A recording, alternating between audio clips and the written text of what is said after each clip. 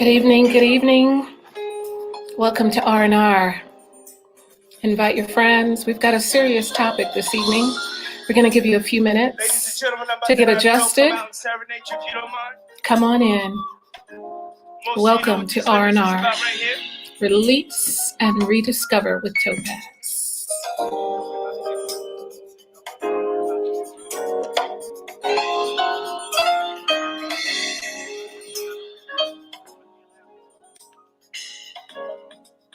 Let's go.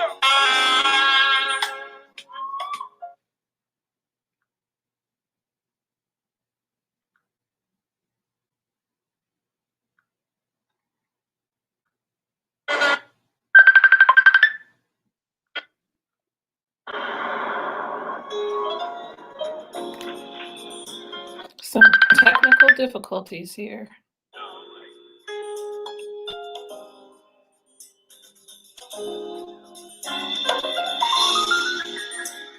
Ladies and gentlemen, I'm about to have Hell come out and serenade you if you don't mind. Hope everyone is doing well. Hope you've been breathing deep.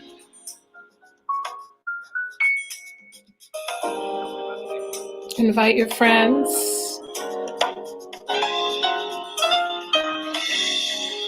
Tonight's topic, grief and loss. Let's go.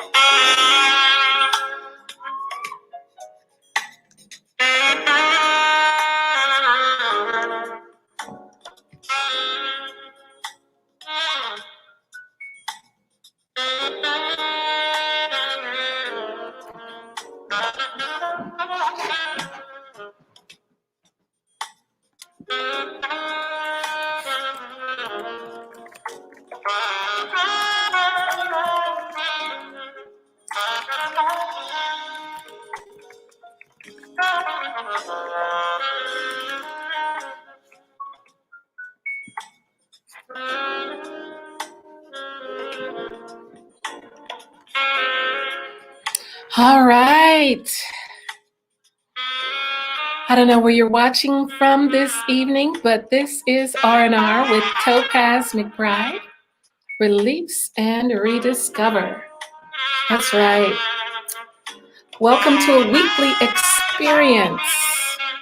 Fuel to heal the soul with real talk that takes a deep dive into hidden mental and emotional valleys and steep peaks of what ails us, and oftentimes keeps us at a place of being hindered from truly living in our healing, living beyond surviving. This is a show to awaken the sleeping giants and the hidden phenomena in all of us. The hidden phenomena in all of us. Welcome. Be sure to subscribe to this channel for more content. Hit the bell to be notified when we post new videos. Support independent Black media. When you donate to this website at coloradogives.org/BBI. You can follow me on Instagram at Topazz, Topazz, favorite, FVRD, or on Facebook at Rediscovery Through Wellness, or on Facebook, Topazz Mcbride. Again, make sure that you like, subscribe, and hit the bell to be notified. Like, subscribe, and share. Support Black media. We are sponsored by the Black Business Initiative. Powered by the Black Business Initiative, otherwise known as BBI. That's right. You are watching CTN Media.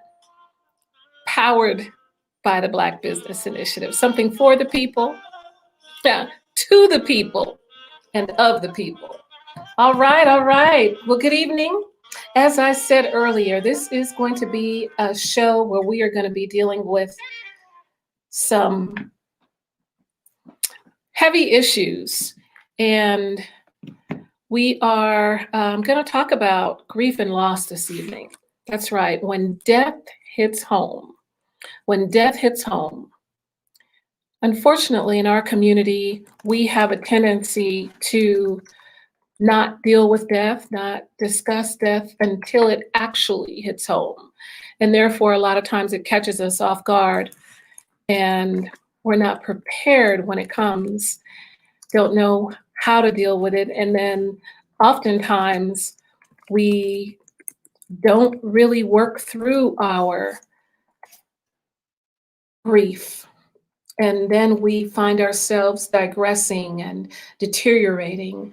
Our emotional state is eroding over time because we really haven't worked through the grief, the pain. What is grief? Grief is that emotional, that mental state that we experience when we've had a loss. When we've had a loss, that's significant. And sometimes we don't even realize how deep that relationship was to us, how much that person really meant to us until they're gone. Sometimes it may be a situation where you haven't even spoken to the person for years, for a long time, a long period of time. And then when you realize they're gone, it hits you and you are devastated. The state of grief is an internal process, and the nuances associated with grieving vary from individual to individual. It's not something that where everyone can compare what you've gone through to what someone else has gone through and then expect to be able to journey through that process exactly like that individual. Please don't beat yourself up if you feel like, wow, I'm not doing as good as my sister's doing. I'm not doing as good as my cousin's doing or my spouse is doing as it relates to this loss. It's an interpersonal journey and it affects everyone differently. So we're going to kind of delve into some of those personal journeys with my guests this evening. They all have their own personal stories about how they have come through and are still journeying through the devastation, the intensity of the devastation, and all of the pain associated with their losses. And so at this time, I am going to bring my guests on. It looks like, let's see here. One of my guests is having some problems getting on. Good evening, ladies. Good evening. Good evening. Welcome to R&R. Appreciate you all accepting the invite to talk about this difficult journey. It takes courage and it takes strength to work through grief. And I know that both of you have had some significant losses. And so I want to introduce you and give you an opportunity to just share a little bit about your stories this evening before we kind of delve further into it. So we're going to start with Gwendolyn, Burton. So Gwendolyn, if you would just kind of share a little bit about who you are and then just kind of share whatever you feel comfortable sharing about your loss. Yes, certainly. First of all, I would like to thank you for this opportunity to come to you today, this evening, Topazz, and to your guests, to your followers, and talk about the subject of grief. I've had loss in my life, as have most of us. But in 2016, I had the greatest loss that I've experienced, and that was with the transition of my 26-year-old son, Miles. And I have to say that my life was turned upside down. My world was turned upside down. And I had to relearn how to live again, how to work through grief and be present in my grief and be gentle and kind with myself and understand this grieving process. And as you said, I'm still going through it, through my grief. And most people will continue to go through their grief for quite some time. But I'm here today, and I'm pleased to share my journey in hopes that it will help someone else. So thank you again for having me. Absolutely. Thank you. Our next guest is Cassandra Wagner. Cassandra, what would you like to share about yourself and your loss? I too echo the thanks for allowing me to be a part of this conversation. And my prayer is just like Gwen, is to help someone and hopes that, someone can hear this and they can heal, because we've been through it. And so in April 1st, 2017, tragically lost my husband. He went outside to shut off a vehicle in the dark, and someone shot him point blank range right in the driveway of our home. Mm-hmm. So, devastating loss. And I was sitting right in the living room, so I heard the shots. It was horrific. And so, as Gwen said, you still grieve. You go through different levels of grief.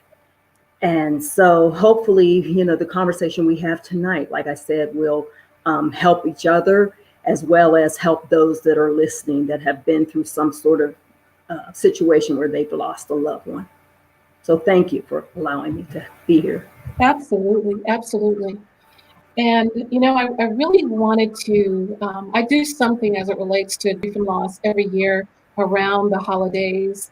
And this year, it really pressed me heavy, because this has been a season of great loss, tremendous loss in terms of the numbers. It seems like someone is losing someone every day as a result of the COVID, between the COVID virus, between the violence that continues in our community with regard to gun violence. In the midst of the COVID, we still have all of this unrest and gang violence, and then of course on top of that, just the sicknesses and diseases that we were contending with pre-COVID. So we've still got cancer, we still have suicide, we still have depression and high blood pressure and all the various things that steal life at an early age, steal life unexpectedly. I got a text earlier today, or an email earlier today, from one of the members of our congregation, lost her brother by a heart attack unexpectedly. And so it's just been a lot. And one of the things that I really want to encourage people and warn people about is paying attention that you don't just numb out to the point to where you are not working through your feelings. Your feelings aren't going to go away. They're just suppressed if you're numbing out, whether it's with alcohol, drugs, or other avenues. Your most effective coping mechanism, your best friend, is truly going to be acknowledging your feelings, giving yourself permission to feel, and working with a support system that's right for you. Because every support system doesn't necessarily fit with every person and their journey. Dr. Wiley, thank you for being with us. Sorry that we're having some technical difficulties, but I want to give you an opportunity to introduce yourself and share about your circumstances. And Dr. Wiley is joining us all the way from Georgia.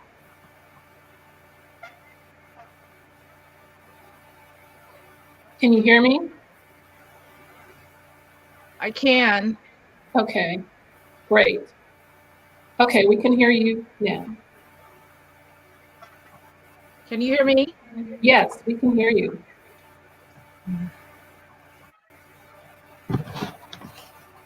Okay, hi.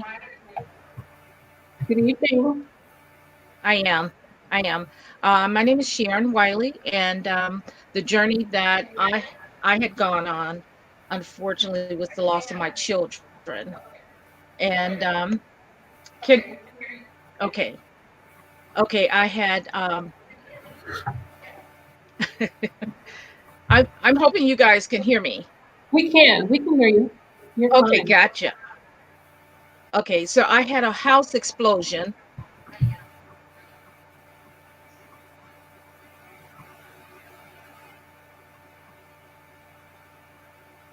We can still hear you.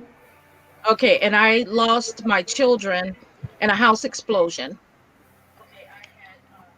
And I lost my two sons, Kenneth, 10 years old. My son, Corey, was, I'm turning down this because I'm getting a lot of feedback. I'm sorry.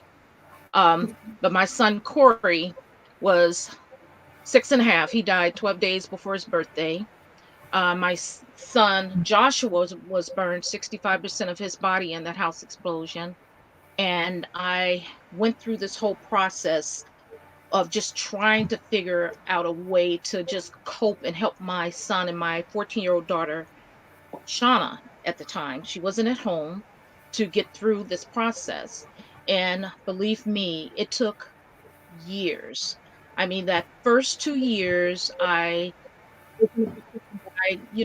can work through some of that, the issues, and put your kids where you think they can be safe in your mind, in your mind. But when I hit that third year, I mean, I went through so much turmoil and struggles, and trying to raise two children, and working with a son with that had been at this point a burn victim, and I'm working with him, trying to get him through that whole journey, and ended up journaling every day, journaling, just trying to find peace, trying to find a way to cope. And in the end, I thought I was just journaling, but God had used this and turned it around. And I ended up with a book called Devastation to Destiny, where I walked through that journey and talked to people about that cycle of grief, that it's not a neat um, 5 stages as we think, as it was stated, but it was overwhelming. And how to get to the other side. Never thought I would make it to that side where I was able to have a little bit of peace and to be okay with my children and myself, just moving on and leaving that part. It happened. Now, what do we do? And how do we grow from that? That was the biggest thing that I looked for, growth, after I had gotten through that third, fourth year. Tried to look and say, okay, God's, when spoke, did a lot of grief counseling, sharing with others about the journey, helping them through their journey. Went through helping families with decluttering once they lost a loved one. But I tell you what, it is 20 years now. And I tell you, I hit September because I went through multiple grief. I hit September. I had my son Kenneth, um, birthday is September the 17th.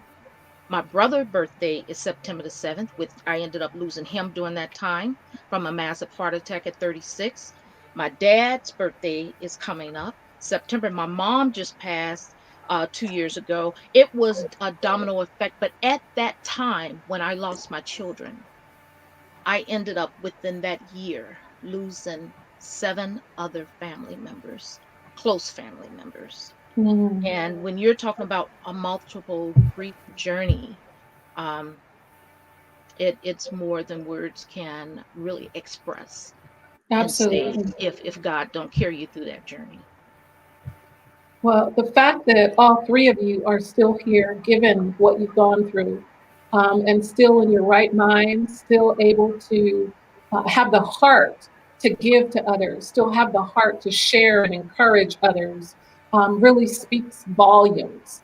So then my question to you is, what was it that got you through that initial stage? Now we know that the 5 stages of grief.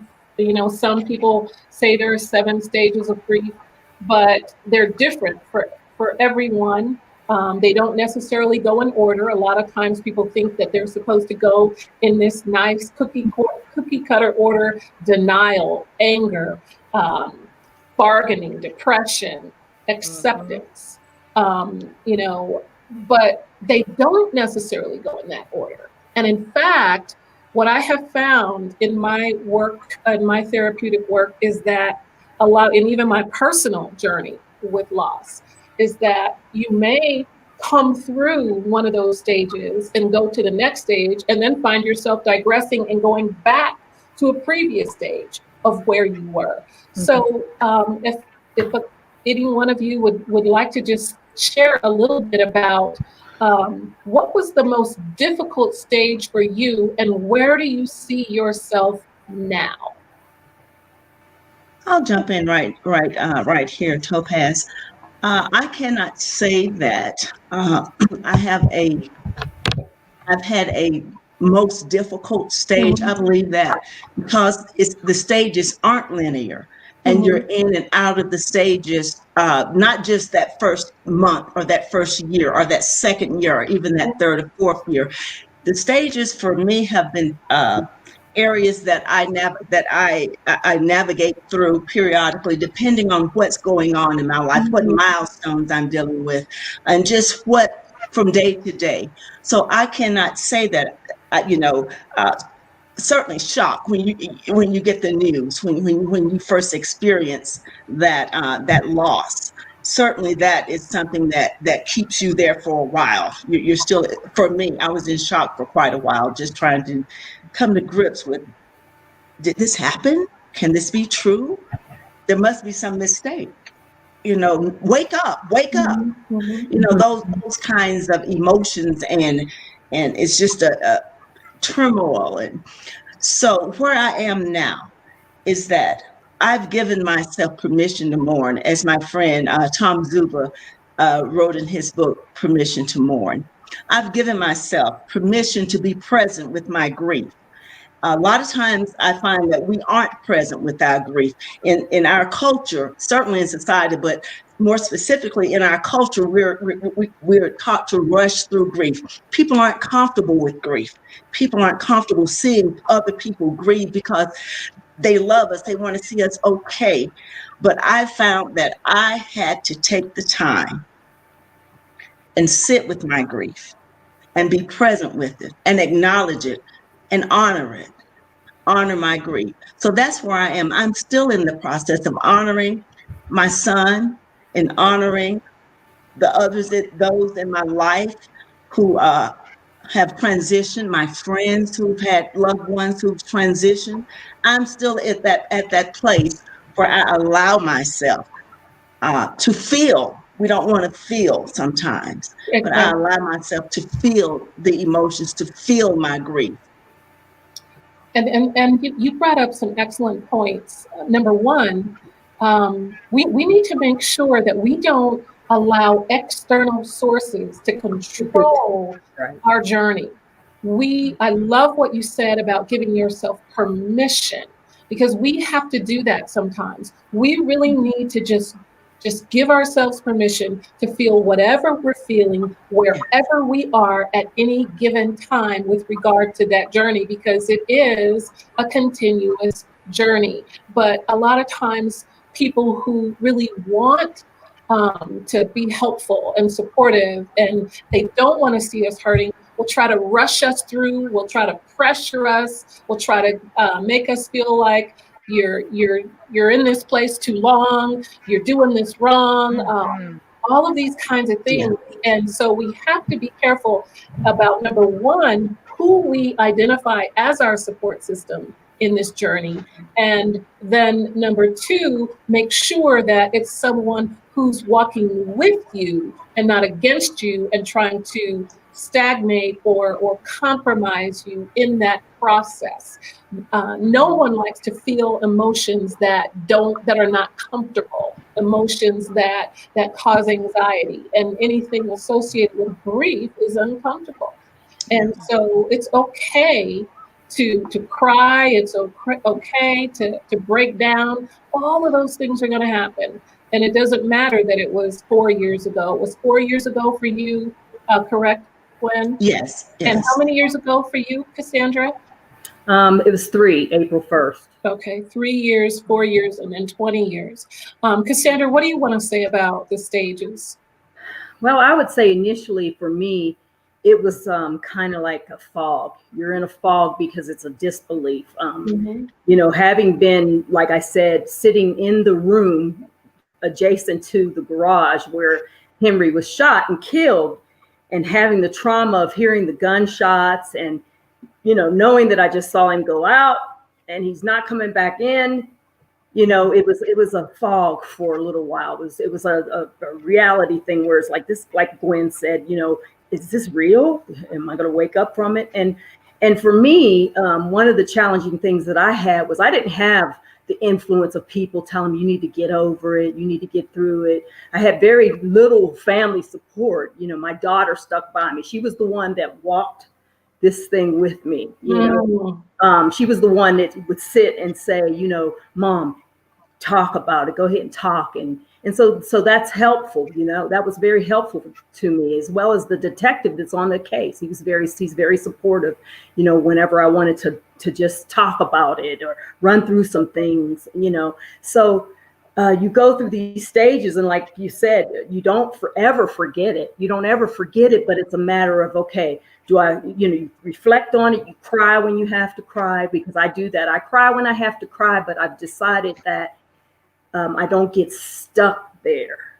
I don't get stuck there because I know that there's a purpose and a plan for me, and I can't fulfill that purpose and plan for me if I'm stuck in that place. And it doesn't say that I don't live, you know, work it out within me, because like I said, when I do cry, I cry. And most of the time it's mostly praising God through the pain and thanking him for the answer, you know, that because we still don't know who killed Henry. And so it's praising him for the answer and believing that he's going to give the answers is another thing that helps me make it through, you know.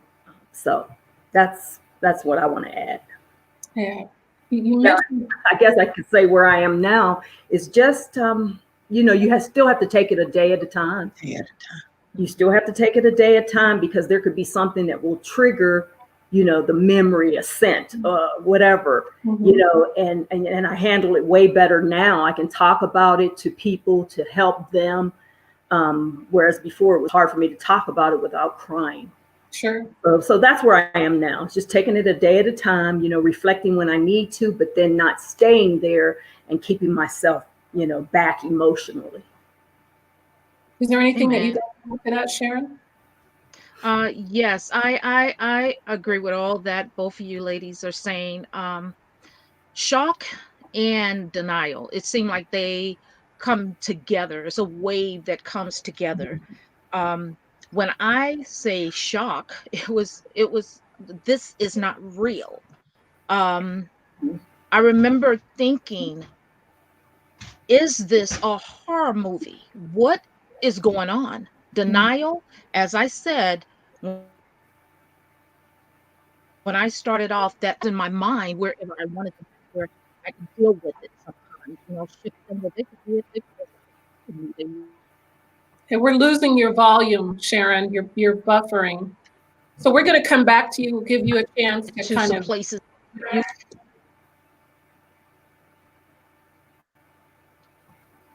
Okay. It was very difficult. Can you hear me?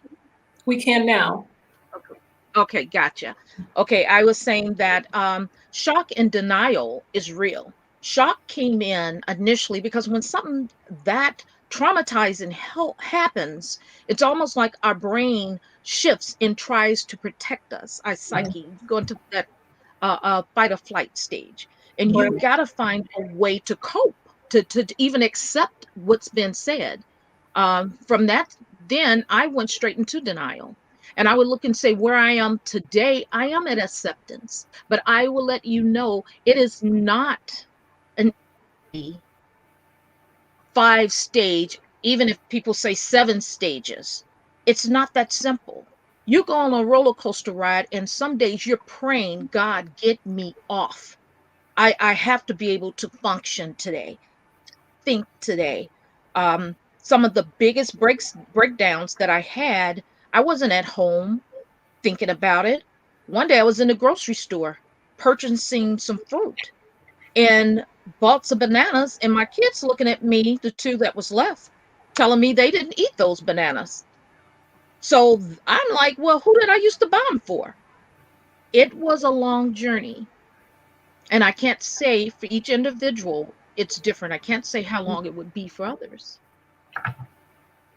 And so God or your spiritual connector. One of the things that I have found is that religion, the church, Christianity sometimes can be our worst foe when it comes to going through grief. And I'm saying that very carefully because it's not spirituality itself, but it's how we use it. It's not religion itself or Christianity, but it's what we tell ourselves about what it means if we are in relationship with Christ.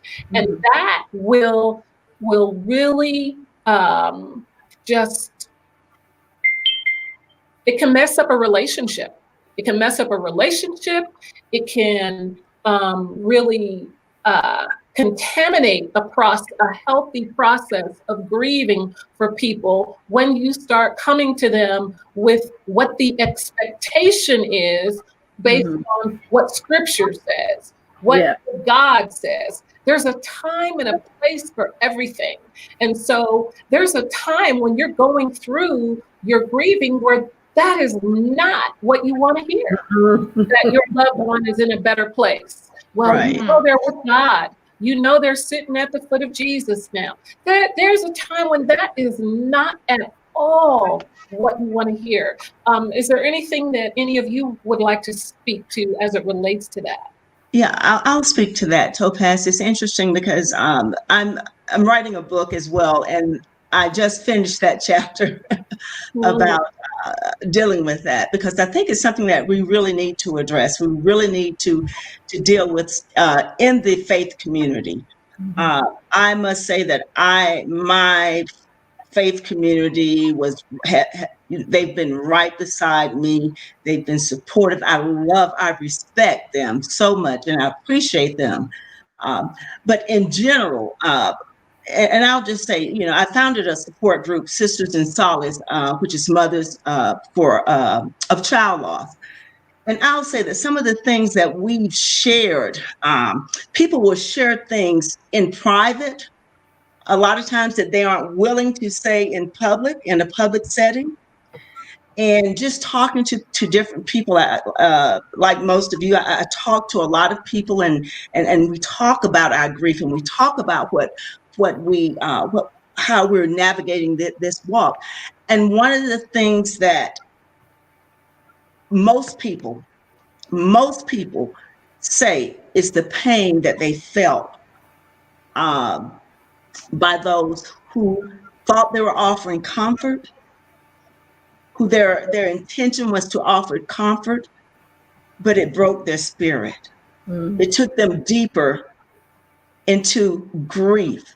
Things like you said, and two, we say we do what we know, what we've taught, and certainly with grief, and in the faith community, and in culture, we pass down sayings and cliches and things that people have said to us, and we've heard other people say, and that becomes rote to us. So we just repeat that. And we have to learn. I think it's time for us to learn and be open to learn a new way of communicating in grief. And not only communicating in grief, but for those of us who grieve, to be able to articulate and share with other people, that what you said hurt me, in a way that we can have that conversation. We need to have that conversation in the faith community, to tell someone that your loved one is better off, to tell someone that they're in a better place, to tell someone that your child is an angel. Now, well, it doesn't help. It doesn't necessarily bring that comfort. And people have been hurt. People have been crushed. People have walked away from their ministry. from their church, from their mosque, wherever they are, because of the pain that they felt, not just from the faith community, from family as Mm. well. People lose valuable Place when we're angry, the kinds of things that we do when we're angry. And I would say to loved ones out there, to friends who are journeying with someone, supporting someone right now who is going through and they have lashed out on you, please don't take it personal, because there will be different times in this state, in this journey, whatever stage a person may be in, that they may cut you off for a period of time. They may say things that hurt your feelings, and it's tough. But with all of those emotions that we're dealing with, it's difficult to be rational. It really is. It's difficult to be rational. So my next question then is, what did you find to be your most high risk place and in this journey? What was the most high risk stage of this process for you, and what did you look like at that time? I'll speak on that, Topazz. Okay. I would look and say just going through the acceptance piece. Um, and that's, as I said, that's where I'm at. When you hit acceptance, a lot of times individuals feel that you are okay. As you're walking through that journey, they're telling you you're great, you're doing okay, you're fine. And acceptance does not mean that you will not have that roller coaster to come back around. It means that you have accepted God for what has happened, that you had allowed this to happen, Father. And from here, I got to move forward to try to know what my new life would look like. I need to acknowledge this has happened, remind myself, because every morning you wake up with it and you go to bed with it as you go through this acceptance time. And sometimes you get better and you move on. Then it's times that, like I was saying, this year has been quite different for me because I hit hurdles where I would have thought, oh, I was doing so much better. I thought I was okay. I am okay. I have accepted this. I have thanked God for where I'm at and how He carried me through it. Sad on my son's around September when his birthday came through and knowing what age he was and looking and saying, well, Lord, you know how it looks to me right now? He would have had kids. He would have been married. He would have, I missed so much because he's gone. And I had to make peace with that again and say, that's okay, God, because you're God. You know why. I may not ever get that answer and why, but you know why. So how acceptance looked for me on the outside world, it looked like I was fine. And she's fine. She's moved on. She's no matter what. But you have times that you still have to allow God to carry you and to comfort you. The Holy Spirit said He was our comforter, and that's what He does. He comforts us. So And Sharon, if I'm hearing you correctly, I really want to draw this point out because hour goes by so fast. But yes, you can be at a place of acceptance, or certainly people assume that you're accepting. You're at acceptance, and people assume that you're fine. But really, on the inside, a lot of times it's turmoil. On the inside, you're still going through that journey. Absolutely. And so when people assume that you've come to this place to where you're fine, and then they walk away and just kind of leave you to fend for yourself when you're really not ready to do that. And I think that sometimes that's because people project that because it's too big for them to really help you to walk through because it's been so long, or maybe they themselves are so burdened. I wanted to reference a comment that I saw up here from Paulette. Paulette Williams was saying that she was connecting with what we were talking about earlier with regard to her having to cut herself off from family. She had to separate herself from family because family was putting this pressure on her. But if I remember, because the comment's not there anymore, but she was saying that the challenge for her was that nobody wanted to talk about it. Mm-hmm. Nobody wanted to talk about it. And there are those times when you have friends and people just kind of tiptoe around the issue. It's like the pink elephant in the room where people are, it's almost like they're afraid to ask you any questions or to make reference to the loss. And so what would you say to people out there who are trying to support someone that they care about who's going through grieving right now, and they don't know how to talk to them, they don't know what to say? What would you all offer to those folks? I would say, as I said, I didn't really have a lot of support. People asking me and my family to this day, how are you doing? So I think it's important for family members, friends, if they're wanting to help, to first find out what it is you need. And sometimes it's just to sit and listen. Yes. Just sit and listen. Don't give your opinion. Don't tell, us what you think we should be doing, or you should be over that by now, or, why are you crying? It's just a matter of sometimes just sitting and being willing to be whatever it is we need you to be. I love that. I love that.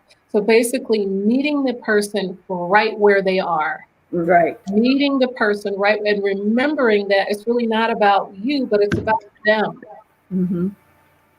I think it's, learning to be empathetic and sympathetic, understanding the difference, but allowing the person who is grieving to allow them to grieve. If they need to grieve openly, allow them to grieve openly. If they just need to sit and be quiet, then sit and be quiet with them. We need to understand that we don't always have to have something to say. Right. And I think it's a balance, and grief. It's a really it's a process. We're learning this. We're learning as we walk through this every single day. But the balance is either you say you don't say anything, or you say too much. Mm-hmm. I think it's very insensitive for people to inquire, to go deep into the details of a person's transition, how they transitioned. If a loved one wants you to know what's going on, if a loved one wants you to know the details of what's going on with with the process they're going through, they'll tell you. I think sometimes we ask too many questions. We want to know too much that can really send a person who's grieving into isolation. They withdraw. We withdraw because I don't want to deal with the questions. I don't want to deal with the comments. I don't want to deal with, just being overwhelmed. We're already overwhelmed with grief. But then to be overwhelmed with questions and inquiries and just, being forced, feel like you're being forced to move through your grief, or to not grieve at all. So like I said, it's a learning process, but the only way we learn is that we teach one another, and that we are open, that we're not so sensitive, that we desensitize ourselves to the need. So even in family, it can be very difficult with family, because family wants to know, they want to be there, or they just want to know all the details sometimes, and it's not always appropriate. People lose, like I said, dear relationships in grief. When we need to come together, that one time we really need to come together and to understand and to allow the Lord to just blend us, mend our hearts together. That's when there's a lot of, weddings, death. Those are the things we say there's conflict. And so, having this conversation, I hope, we hope, sharing our truth, sharing our journey. It's not about any of us. We're all here because we want to help. We want to, and tonight's not easy for any of us. You know, we're here and we're talking and we're sharing. We don't have some super power other than the power of the Holy Ghost. So Amen. outside of that is what I'm saying. Outside of the Holy Spirit, we aren't so strong that we're so comfortable sitting here talking about our loss. Mhm. Because for me, I'd say my healing will be a lifelong process. I'll be completely healed when the Lord joins me back together, join our spirits back together with my child. But at this point, it's not easy for any of us to sit here and talk about it, but it's because we want to help others So walk I through this appreciate journey. that. I That's really why we're here. knowing how difficult that is. It takes courage.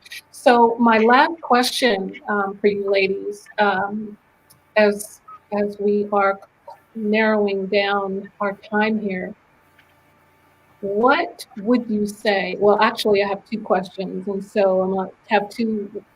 Not everybody answer the same question, but my first question is, um, what did it take? How did you get to the place to where you could actually give yourself permission to live on, to move on, and to live on? Okay, I wanted to answer that, but right fast, Topaz, I wanted to say about the question you just asked is about family members being authentic. People who's coming to you need to be authentic about who they are and Mhm. to let you know when you're asking for assistance or you saying, I don't want to talk about things, what they can bring to the table to assist you and what they can't do. And that is the richest way that they can help you ever. Just being true. I can't come and sit and hear because I don't know how to handle it, whatever they need to say. But I want to answer your question about how did I give myself permission? It took a long time. It took a long time because I had to work through a lot of anger, frustration, guilt. Um, when I think about the Christendom, all the things that was stated and said, you're a minister, you're a Wiley, you're supposed to be able to suck it up and move on. Those were hard things. So I had to give myself permission to know that being angry at God was okay because he's a big enough God to handle that.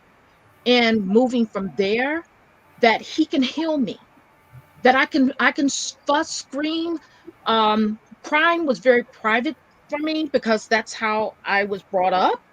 But it got to a point, I Lord, if I needed to scream and cry, I need you to hear me. Other people can't help me as far as really allowing me to say and do the things I needed to do to get to be healthy. Um, I had to get to a place to understand why I wasn't sleeping, why I was being forgetful, the things that was happening in my life, why things were chaotic. Um, it took a lot of work, and acceptance, and knowing that God loved me where I was at, no matter what. Whether people thought I should have moved on and I should have been okay, I had to get to a place that was okay. But God, what are you saying to me? How do I get to a better place in you? So I was saying, I would look and say, um, for me, it was accepting who I Okay. was in Christ and knowing that He had to get me to a place that I had to have peace in Him. Thank you for that. Cassandra? For me, giving myself permission, realizing that as tragic as Henry's death was, recognizing that the grace of God was there to, prevented me from being killed as well. And so I had to look at that too, and say, you know what, there's a purpose. God, allowed me to be safe in the moment for a reason, for a purpose. And so I know that there's purpose for my life, and that's what I cling to. I cling to the purpose, and I also cling to the fact that I know that God says that, you know, if I delight myself in him, he'll give me the desires of my heart, so that I have something to look forward to. I have a future to look forward to. And so that's what helps me give myself permission to go on. What about for you, Gwen? Yeah, I would have to agree with what Cassandra said. It was knowing that I'm still here for a reason. My child isn't here, but I'm still here. And I had to find purpose in why I was still here. Mm-hmm. I thought I knew my purpose, and I still, and that was a part of my purpose, but my purpose was expanded. My purpose was expanded. And I honor my child through my purpose now by doing what I do, by sharing, by doing this. Mm-hmm. And so that's how I found hope to live again. Mm-hmm. Mm-hmm. Amen. Because I know that there are folks out there that are watching that have lost children, that have lost spouses, and you know, sometimes it's hard then to, especially as a parent, to be able to go forward knowing that your child went before you. Mm-hmm. And to continue to live, and especially when good things are happening, to deal with the guilt then of you know, experiencing joy and celebrating different plateaus and breakthroughs in life. Your other child or other children are doing beautiful things and great things, or if you've lost a spouse, to be able to go on and then remarry and to move into another relationship, to deal with that guilt, to deal with the feelings that you sometimes feel, you know, you're dealing with the survivor's guilt, having been the survivor, and then that guilt can betray you and cause you to live a life in total darkness, to stay depressed, to stay gloomy, to stay bitter, and to stay angry. And we have to be careful about that. Mm-hmm. What is one thing, what's a message that someone would give to a viewer out there to try to work past that place? What would you say to that person who is just stuck in anger and a vindictive spirit because of their loss? Well, for me, you know, I decided early on, I mean, even through the pain and the crying and stuff, I decided early on that I was not going to allow a spirit of bitterness or anything to get rooted in me. And I literally gave it to God instantly. You know, it doesn't say that I didn't cry still, and I didn't still have the different emotions or whatever, but I made a decision that I wasn't going to get angry and question God as to why did this happen, but to look at the fact that I'm grateful. I'm grateful for the time that I had with Henry, you know, and I'm grateful for my life still. And so that's where I planted and I stayed there. And that's what's carried me through. And I think that, you know, something else that would cause people to be in this state, this place of anger, is jealousy and envy. I know for me, when my dad passed away, I would look at my friends whose father was still alive, you know, and their father got to walk them down the aisle, and their father was there for all of these special moments. And I would find myself really envious because my father wasn't there. And even though I never said anything, you know, there was this part of me that was really jealous, and I just felt like that is so unfair. So God, why did my dad have to die? You know, why couldn't my dad still be here to experience these things with me? If you around people with children, you know, if you've lost a child or lost children, and you see other people with their children and they're frolicking and they are now celebrating graduations and various things, and that can trigger that place. And so that's an example of how you can find yourself going back and forth and back and forth when you think you're at this place of acceptance, when you think that you've really had these milestones and you've come so far along, and then you hear about something that's happened with someone else's life or their situation. Maybe it was your son's best friend, and they're celebrating that best friend's accomplishment, but your son is gone. And you know that if your son was here, he would be the one with that scholarship, or he would be the one doing this great thing. You can't help but think about that at times. So I'm saying that to our viewers to just be prepared for that roller coaster that Sharon was talking about. Because even though it's been years, you may find that roller coaster getting started and rearing itself up that hill. And after you've been so settled and so centered for so long, and now all of a sudden, here you're going. This roller coaster is going. And this time of year can be one of those times where it's triggering.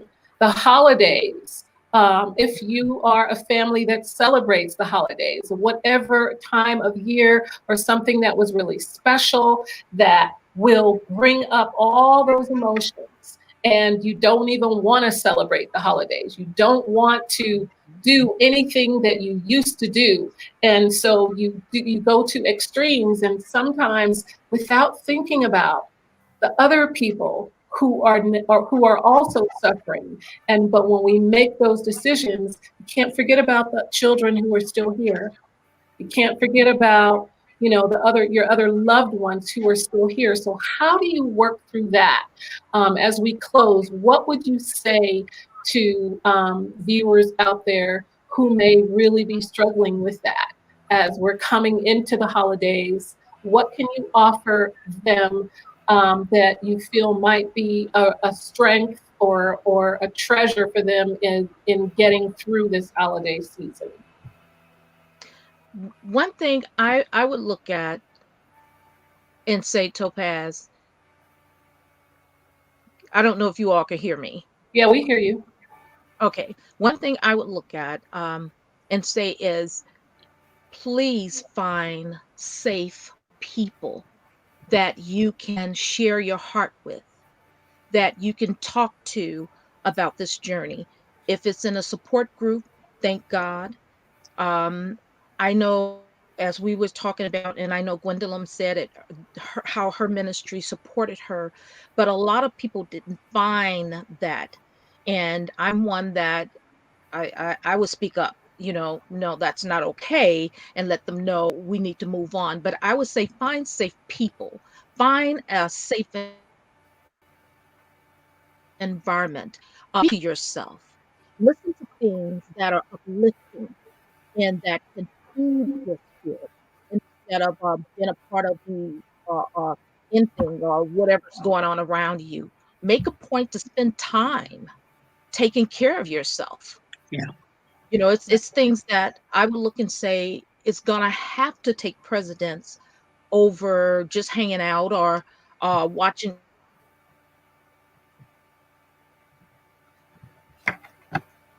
You're frozen, Sharon. Now you gotta be.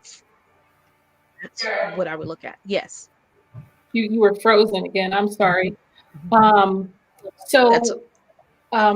want to thank my guest again this evening, Dr. Sharon Wiley. Went through a devastating experience 20 years ago where she lost children in a fire, 3 children, and then one that was left burned severely, and had to care for him. And when something like that happens, then that has a tendency to take away from your ability to truly grieve and do what you need to do to take care of yourself, because now you've got this child who survived the fire that you really need to invest your energy in. Cassandra Wagner is a widow. She lost her husband, who was gunned down in the driveway 3 years ago in the driveway of her home. And then we have Gwendolyn Burton, who lost her son 4 years ago who suffered from a seizure. And you can't compare yourself. I really want the viewers to know you cannot compare your situation to anyone else's. Don't think that, wow, well, I only lost one child, or I only lost this or that. Your grief is your grief. Your loss is your loss. And it is important for you to look at it that way. Don't let anyone devalue that. Don't let anyone minimize your pain or your devastation. If you need support through grief and loss in this season, you can text Rediscovery Through Wellness at 303-801-8052 for a free phone consult. There are lots of support services out there. Rediscovery Through Wellness is my practice, and I do offer grief and loss groups or individual counseling, family counseling. Gwendolyn Burton has a support group out there also. And would you say the name of your support group again? It's Sisters in Solace. It's Mothers of Child Loss. And if you are interested in that, if you want to just contact me, reach out to me, and I will put you in touch with her. Thank you again to my guests for being here. Thank you for your courage. And let me ask you, are you open to people reaching out to you? If I get messages to any one of you, if there's someone that says, would she be willing to talk to me? I had a similar experience, or I'm going through this, and I think that she would be able to minister to me or to support me. Are you all open to people reaching out to you? Yes. Absolutely. Yes, absolutely. Awesome. So to our viewers out there, thank you for tuning in this evening. You have been watching Release and Rediscover R&R with Topazz. We appreciate you viewing in. We are here every Monday at 7 p.m. Subscribe, share, like, hit the bell so that you can be notified whenever we are on. You are watching the CTN Network. We are Black media, where we are changing the narrative. We are powered by the Black Business Initiative. You want to support Black media for the culture, for you, for your needs, to meet you specifically where you are. As we close, I just want to say to our viewers, give yourself permission to grieve. Give yourself permission. Don't get caught up in all of the busyness to where you don't take time out for yourself. Get the right support for you. Get the right support. That matters. Not everything works for everyone. So I really want to thank you, our viewing audience, and to those of you out there who may have had a loss, deepest condolences to you. Our prayers go out to you, deepest sympathy. We're here. Again, if you need support, reach out to 303-801-8052.